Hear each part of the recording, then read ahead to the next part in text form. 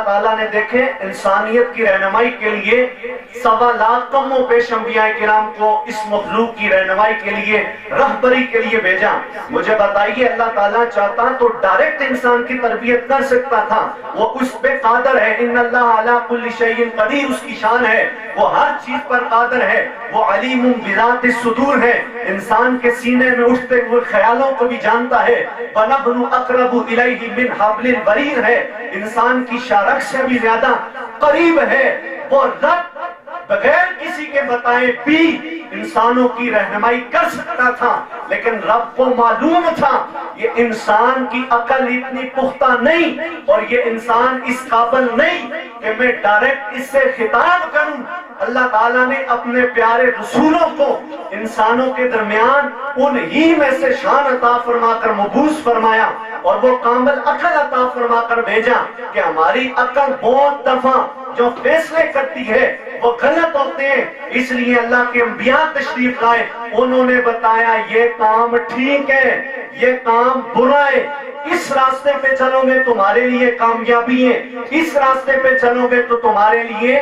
ہلاکت کا یہ سبب بن جائے گا۔ اس لیے گرامی المرتبت حاضرین و سامعین، میں مثال دیتا ہوں، اب عقل کے ترازو پہ شریعت کے قوانین کو نہیں تولا جا سکتا۔ میں آپ کو مثال عرض کرتا ہوں، حضور علیہ السلام نے ارشاد فرمایا جب تم میں سے کوئی بندہ کسی مردے کو دفن کر کے آتا ہے، جب تم واپس لوٹ کے آتے ہو نا، وہ مردہ تمہارے قدموں کی آہٹ کی آواز کو بھی سن لیتا ہے۔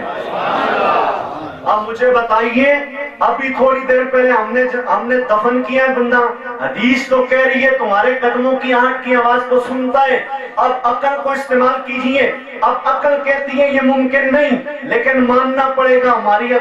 ہماری جو عقل ہے وہ ناقص ہے، وہ کامل نہیں ہے۔ نبیوں کی عقل جو ہے وہ کامل ہے۔ نبی نے یہ ارشاد فرما دیا ہے کہ مردہ جب تم دفن کر کے آتے ہو وہ قدموں کی آہٹ کی آواز کو سنتا ہے، ہم نے مان لیا۔ اسی طرح نبی پاک علیہ السلام نے ارشاد فرمایا جب بندہ مومن کو تم قبر میں رکھ کے آتے ہو، حضور نے فرمایا اگر وہ نیک ہو، جہاں تک انسان کی نظر پہنچتی ہے اللہ اس کی قبر کو کشادہ فرما دیتا ہے۔ اب عقل کہہ رہی ہے تھوڑی دیر پہلے ہم نے قبر تیار کی ہے، 2.5 فٹ قبر گہری ہے یا 5 فٹ اس کی لمبائی ہے، لیکن عقل کہہ رہی ہے کہ کیسے ممکن ہے کہ زمین ٹھوس ہے اور اتنی زیادہ وہ کشادہ ہو جائے، لیکن یہاں عقل کو قربان کر کے حضور کی تعلیمات پر عمل کرنا پڑے گا، حضور کی حدیث کو ماننا پڑے گا، کیونکہ ہماری عقل ناقص ہے، نبی کی عقل کامل ہے۔ اور نبی پاک علیہ السلام نے آ کے ہمیں یہ دین سکھایا،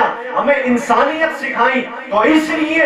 دین کا معاملہ ہو، اس لیے اہل محبت فرماتے ہیں جب معاملہ دنیا کا ہو وہاں پہ عقل استعمال کرو۔ آپ نے بزنس کرنا ہے عقل استعمال کرو، دنیا کا کوئی اور کام کرنا ہے عقل استعمال کرو، لیکن معاملہ جب دین کا آ جائے